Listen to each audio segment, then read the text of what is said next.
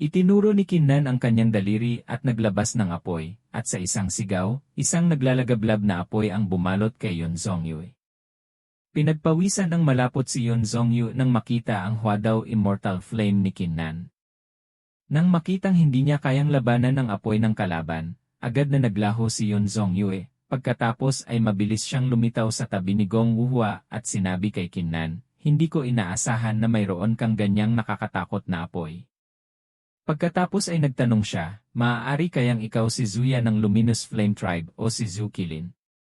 Ibinaba ni Kinnan ang kanyang heaven-shattering saber at sinabing, "Ako ay isang hamak na nilalang lamang. Bukod dito, kailangan ko bang sagutin ang iyong tanong?" Nang marinig ito, sinabi ni Yun Zhongyu na may pagkasuklam, tunay na isang maliit na tao. Inilabas ni Gong Wuhua ang kanyang espada at sinabing, "Kung gayon, hayaan mong subukan ko ang lakas ng hamak na nilalang na ito." Pagkatapos ay ginamit niya ang Extreme Life Grand Dao True Scripture, isang sword art na nagpakawala ng isang atake ng sword intent na dumiretso kay Kinnan. Gumawa si Yun Zhongyu ng isang hand seal at ginamit ang 3 Pure One's Key Secret Art, at agad na lumitaw ang dalawang clone. Sunod, si Yun Zhongyu at ang kanyang dalawang clone ay gumalaw sa tatlong direksyon, sabay-sabay na ikinulong si Kinnan sa isang formation. Nang makita ni Kinnan na napapalibutan siya ng formation, may tiwala pa rin siyang nagtanong, "Gusto ninyo akong ikulong?" Hindi rin nagpatalo sa tiwala si Yun Zhongyu, sinabi niya kay Kinnan, "Sa loob ng aking Supreme Purity Transformation Realm, hindi ka makakatakas." Pagkatapos niyang magsalita, isang anino ng isang higanteng nakaupong monghe ang lumitaw sa likuran ni Yun Zhongyu. Sa ilalim ng kontrol ni Yun Zhongyu, iwinasiwas ng monghe ang kanyang horsetail whisk at inatake si Kinnan. Mabilis na isinagawa ni Kinnan ang kanyang depensa, ang Red Gold Battle Armor. Isang set ng baluti ang lumitaw at bumalot sa katawan ni Kinnan. Itinaas ni Kinnan ang kanyang heaven-shattering saber, at nagpakawala ng isang atake ng saber intent sa formation ni Yun Zhongyu. Nang makita ang sitwasyon, kinuha ni Gong Wuhua ang kanyang dalawang espada at naghandang sumugod kay Kinnan. Pinagkrus ni Gong Wuhua ang kanyang dalawang espada at ginamit ang Human Demon Unified Sword. Sunod, dalawang daloy ng Human Demon Sword intent ang tumama kay Kinnan. Gayunpaman, hindi umiwas si Kinnan. Ang Human Demon Sword intent ay tumama kay Kinnan at agad na naglaho. Bahagyang nagulat si Gong Wuhua. Si Kinnan ay kaswal na tumayo, mukhang napaka-relax. Nang makita ang itsura ni Kinnan, nagulat si Gong Wuhua at sumigaw, hindi man lang nasaktan. Tumawa ng malakas si Kinnan, "Hahaha. Ang isang peerless talent ay tunay na hindi pangkaraniwan. Ang dugo ng labanan sa aking katawan ay tuluyan ng kumukulo." Nagulat si Yun Zhongyu at sinabing, "Nagawa mong salagin ang ganoong atake. Hindi nakapagtataka na maglakas loob kang harapin kami ng mag-isa. Ngunit hindi ganoon kasimple kung magsasama kami." Pinuri ni Kinnan, "Ang iyong Supreme Purity Transformation Realm ay tunay na kahanga-hanga, ngunit masyadong maaga pa para ikulong ako." Pagkasabi nito, agad siyang naglabas ng apoy. Nang makita ang kapangyarihan ni Kinnan, pinagpawisan ng malamig si Yun Zhongyu at sumigaw, "Ano?" Natakot din si Gong Wuhua. Nagtanong siya, "Anong uri ng Dao Art ito?" Hinaplos ni Kinnan ang talim ng kanyang saber at inisip, ang cyber key na ito ay pinalakas ng Sky Desolate Grand Classic at ng Battle Dao Immortal Scripture. Subukan iyong salagin ito. Iwinasiwas ni Kinnan ang kanyang heaven-shattering saber, at ginamit ang Shaking Dao Saber Art, isang malakas na saber intent ang sumugod. Nang makita ang saber intent ni Kinnan na paparating, ang dalawang peerless talent na sina Gong Wuhua at Yun Zhongyu ay hindi nangahas na harapin ito ng direkta at mabilis na umiwas. Nagulat si Gong Wuhua at nagtanong, "Sky Desolate Grand Classic? Ikaw ay mula sa Sky Desolate Sect?" Nadismaya si Kinnan at nagtanong, "May oras ka pa para hulaan ang aking pagkakakilanlan? Mukhang masyado ko kayong pinagbigyan."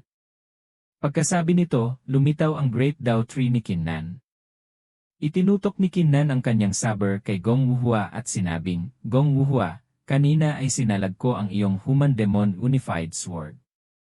Ngayon, ikaw naman ang tumanggap ng aking desolate battle daw annihilation saber. At ibinaba ni Kinnan ang kanyang saber. Isang nakakatakot na saber intent ang tumama kay Gong Wuhua. Nang makita ang malakas na saber intent ni Kinnan, agad na gumawa si Yon Zongyu ng isang hand seal at ginamit ang Supreme 3 Pure One's Realm. Ginamit din ni Gong Wuhua ang kanyang sword formation. Tatlong sword formation ang kanyang isinagawa, ang Crimson Bright Jade Void 3 Sword Formation. At ang Sword Formation at ang Supreme 3 Pure One's Realm ay sabay na sumugod upang salubungin ang Desolate Battle Dao Annihilation Saber ni Kinnan. Sinabi ni Yun Zongyu sa kanyang kalaban, ang iyong lakas sa pakikipaglaban ay tunay na napakalakas. Kung isa laban isa, malamang nawala sa amin ang makatalo sa iyo. Ngunit ngayon, nagsanib puwersa kami, tiyak na matatalo ka. Nagulat si Kinnan at nagtanong, talaga? Ngunit ang ataking iyon kanina ay hindi pa ang aking pinakamalakas na galaw. Ang tunay na laban ay ngayon pa lamang nagsisimula. Sa sandaling iyon, ipinakita ng Great Dao Tree ni Kinnan ang tunay na lakas nito. Nagulat at natakot si Gong Wuhua at Yun Zongyu nang makita ito at sumigaw, iyon ang puno. Ikinumpas ni Kinnan ang kanyang kamay at sumigaw ng ilang salita, Will of all Daos, shake. Ang Great Dao Tree ni Kinnan ay naglabas ng immortal power, na nagdulot ng isang malaking pagyanig. Agad na inilabas ni Gong Wuhua at Yun Zongyu ang kanilang dalawang life-saving magic treasures. Gayunpaman, ang dalawang magic treasures na ito ay hindi kayang tumagal. Natakot si Gong Wuhua at sumigaw, hindi maganda. Sa sandaling ito, mabilis na tumugon si Yun Zongyu, kaibigan, dahil umabot na tayo sa puntong ito, huwag mo kaming sisihin sa paggamit ng ibang paraan. Pagkasabi nito, agad niyang isinagawa ang isang anting-anting. Ang kalooban ng isang Nine Heaven Supreme ay lumitaw sa harap ni Yun Zongyu. Nang makita ni Kinnan ang kalooban ng isang Nine Heaven Supreme, mabilis siyang umatras. Kahit na nalampasan na niya ang rurok ng Human Immortal, mahirap pa ring harapin ang kalooban ng isang Nine Heaven Supreme. Ang kalooban ng Supreme. Ang kalooban ng Nine Heaven Supreme ay agad na kumilos, nagpakawala ng isang palad kay Kinnan. Naramdaman ni Kinnan ang panganib at sumigaw, hindi maganda. Si Kinnan ay napatalsik ng kalooban ng kataas-taasan na ipinatawag ni Yun Zongyu. Dahil sa malaking agwat ng kanilang lakas, nasugatan si Kinnan at napaluwa ng sariwang dugo. Sa sandaling ito, muling iwinasiwas ng kalooban ng siyam na langit na kataas-taasan ang kamay nito upang muling atakihin si Kinnan. Nang makita ang nakakatakot na kapangyarihan, nagpasya si Kinnan. Sa puntong ito, magagamit lamang niya ang kaluluwa ng Diyos ng digmaan upang labanan ito. Gayunpaman, nang akmang ipapatawag na ni Kinnan ang kaluluwa ng Diyos ng digmaan, ang walang may-aring diagrama sa loob ng kanyang dagat ng kamalayan ay kusang bumana. Mabilis itong lumitaw at hinigop ang lahat ng immortal na kapangyarihan mula sa atake ng palad na ipinadala ng kalooban ng siyam na langit na kataas-taasan. Lubos na nagulat si Kinnan dito. Nagtataka siyang nagtanong, may ganitong gamit pala ang walang may-aring diagrama. Sa kabilang panig, lubos na nabigla si Gong Wuhua at sumigaw, nahinto niya ito. Pinagpawisan din ng husto si Yun Zongyu, iniisip, ano ba talaga ang pinagmulan ng taong ito? Kahit na ang isang atake mula sa kalooban ng kataas-taasan ay hindi siya kayang patayin, ni hindi man lang siya malubhang nasugatan. Masyadong nakakatakot. Pagkatapos niyang sabihin iyon, naglaho na rin ang kalooban ng siyam na langit na kataas-taasan. Ang alas ni Yun Zongyu ay naging walang silbi. Pinunasan ni Kinnan ang dugo sa gilid ng kanyang bibig at sinabi sa kanilang lahat, ngayon, ako naman. Pagkasabi nito, iwinasiwas niya ang kanyang heaven-shattering saber at nagpakawala ng isang atake, ang Heaven Crossing Strike.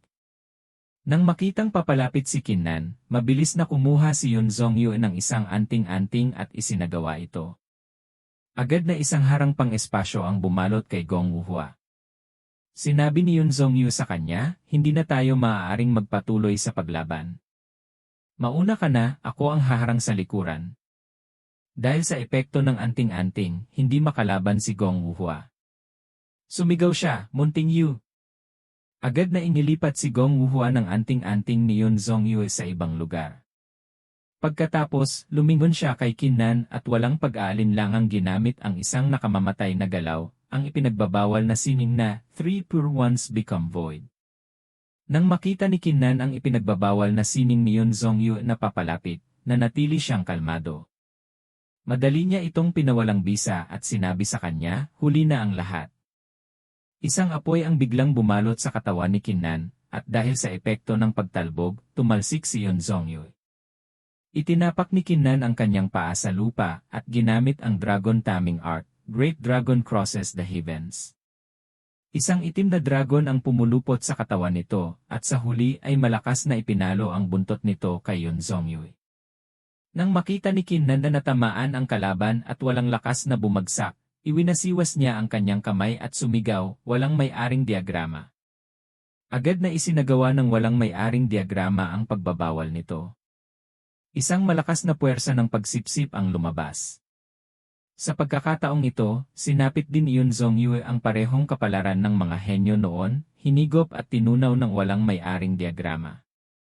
Sa wakas ay nakahinga ng maluwag si Kinnan. Bumuntong hininga siya, ang mga henyo ay tunay na hindi pangkaraniwan. Sa ngayon, mahigit kalahati na ng immortal na kapangyarihan sa aking katawan ang naubos, at marami ring pinsala ang natamo ng aking katawan. Kung hindi dahil sa napapanahong pagsabog ng kapangyarihan ng walang may-aring diagrama, malamang ay natalo na ako. Pagkatapos ay umiling siya na may pagkadismaya, sayang at nakataka si Gong Wuhua. Mabilis na nag-ipon ng lakas si Kinnan. Gumawa siya ng isang hand seal at nag-utos sa kanyang kasama, Mingwang, dalhin mo rito ang Miao Guo. Makalipas ang kalahating oras, bumalik si Mingwang, masayang nag-ulat, Kinnan, nandito na ako. Nang makita siyang bumalik, hindi na siya pinansin ni Kinnan at nagsimulang paikutin ang kanyang immortal na kapangyarihan upang magpagaling. Kusang loob na nagsilbing bantay si Mingwang para sa kanya. Kasabay nito, hindi niya nakalimutang magtanong, pati ikaw nasusugatan. Ngunit hindi nagtagal, isang bagay ang ikinagulat ni Mingwang. Nagtanong siya, ano ang ginawa mo kanina? Lalo pa siyang nagulat nang malaman kung ano talaga ang bagay na yon. Agad siyang napasinghap at nagtanong, Suan Tian Wuxitu. Iray, dala mo ba ang katawan ng dakilang kapalaran? Ang Suan Tian Wuxitu ay isa sa mga pinakamahusay na uri ng lupa para sa pagpapalago ng mga kayamanan ng langit at lupa. Sa isang piraso ng Suan Tian Wuxitu na tulad nito, sa sapat na panahon, maaari kang magpalago ng 5 uri ng mga kayamanan ng langit at lupa na nasa antas ng Immortal's Blessing. Nang makita ni Kinnan na ang isang ito ay nagsasalita ng may katiyakan, iminungkahi niya, kung gayon, simulan na nating itanim ang Miao Guo Giant Shu. Siyempre, sumang-ayon si Mingwang sa kanya, sige, agad kong ihihiwalay ang Miao Guo Giant Shu mula sa lumang lupa nito. Mabilis na inilagay ni Mingwang ang Miao Guo Giant Shu sa Suan Tian Wuxitu. Sa isang iglap, sumibol at umusbong ang mga dahon ng Miao Guo Giant Shu. Masayang naisip ni Kinnan, karapat-dapat ngang tawaging pinakaangkop na lupa para sa pagpapalago ng mga kayamanan ng langit at lupa. Kakatamin pa lang ay may kababalaghan ng naganap. Sunod, patuloy niyang ginamit ang Master Spirit Seal para pabilisin ang paglago ng Miao Guo Giant Shu. Samantala, sa loob ng isang kuweba, galit na sinuntok ni Gong Wuhua ang pader, sumisigaw sa desperasyon, nakakainis. Ngunit napagtanto niya na hindi pa pinapatay ni Kinnan si Yun Zongyue. Buhay pa rin si Munting Yu. Mukhang wala siyang balak na patayin siya. Kahit na masakit para kay Gong Wuhua na ang kanyang babae, ay binihag ni Kinnan, wala siyang magawa. Talagang wala siyang kapangyarihan. Makalipas ang 2 araw, malaki na ang itinalago ng Miao Guo Giant Shu. Maging si Kinnan ay nagulat. Hindi ko inaasahan na magkakaroon ito ng 10 usbong ng bulaklak. Mukhang tinutulungan ako ng langit. Nang marinig ito, binuhusan ni Mingwang ng malamig na tubig si Kinnan, huwag kang masyadong matuwa. Kapag ganap ng lumaki ang Miao Guo Giant Shu, namumulaklak ito ng 10 usbong, ngunit para mamunga, kailangan mong maghintay ng hindi bababa sa 50 taon. Bukod dito, bihirang mamulaklak ang lahat ng 10 usbong ng Miao Gu Jianshu. Nawalan ng masabi si Kinnan sa isang ito na sumira sa kanyang kasiyahan. Alam ko. Isang araw pagkatapos, salungat sa inaasahan ng isang iyon, namulaklak ng sabay-sabay ang Miao Gu Jianshu. Nagningning ang mga mata ni Ming Wang, at hindi niya maisara ang kanyang bibig sa pagtawa. Sa wakas, namulaklak at namunga na. Tiningnan ni Kinnan ang berdeng bunga na nabuo sa sanga at nagtanong, ito na ba ang tiyan di Miao Gu? Sa sandaling iyon, halos mabaliw na sa tuwa si Ming Wang, nakangiti ng todo. Pagkatapos ay nagsimula siyang paalalahanan si Kinnan, Kinnan, ayon sa ating kasunduan, kukuha ako ng isa, at sa iyo na ang natitira. Naisip niya sa sarili, matagal na akong natigil sa ruok ng Dao Realm. Sa wakas, may pagkakataon na akong makalusot. Hindi na sayang ang paglalakbay na ito kasama si Kinnan. Pagkatapos mag-isip, agad na naglaho ang isang ito. Nawalan na rin ng masabi si Kinnan, bumubuntong hininga ang taong ito. Tumingin si Kinnan sa Miao Gu Jianshu at naisip, sa ngayon, halos maubos na ang Xuan Qian Wuxi Tu at ang masaganang immortal na enerhiya sa lugar na ito. Kung ipagpapatuloy ko ang pagpapalago nito, marahil 3 bunga na lang ang maidaragdag. Ang 2 tiyan di Miao Gu ay maaaring hindi sapat upang akitin ang mga henyo, ngunit sa ngayon, ito lang ang magagawa ko. Tutal, napakahirap makahanap ng isang pambihirang lugar na tulad nito. Sakto sa sandaling iyon, isang babae ang lumipad palapit at nagtanong, tiyan di Miao Gu. Hindi ko inaasahan na ang isang maliit na heavenly immortal na tulad mo ay makakakuha ng isang peerless 3 Dao at mapapalago pa ito ng matagumpay. Nagulat si Kinnan, lumingon sa direksyon ng nagsalita, at nagtanong, sino ka?